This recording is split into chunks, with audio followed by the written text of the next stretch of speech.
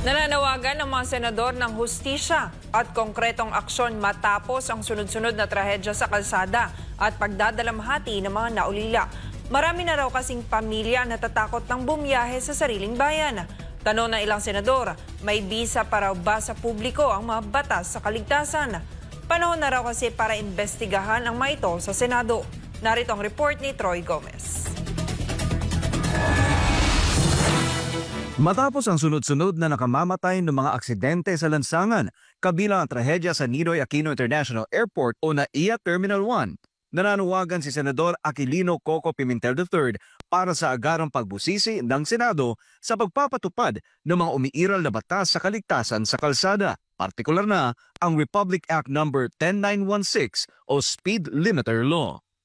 Kasunod ng kanyang pahayag, nagpahayag din ng suporta si Senadora Grace Poe para sa masusing investigasyon sa NAIA crash at nanawagan ng mas matibay na hakbang para sa kaligtasan sa transportasyon. Binanggit ni Pimentel na isa sa mga nasawi sa NAIA crash ay isang batang babae na kasama lamang ang kanyang ama na isang overseas Filipino worker. Ang RA 10916 ay nag-aatas ng mandatoryong paglalagay ng calibrated speed limiter sa mga pampublikong sasakyan gaya ng mga bus, truck at ilang commercial vehicles. Ngunit gate ni Pimentel, bigo ang Department of Transportation na ipatupad ito ng maayos.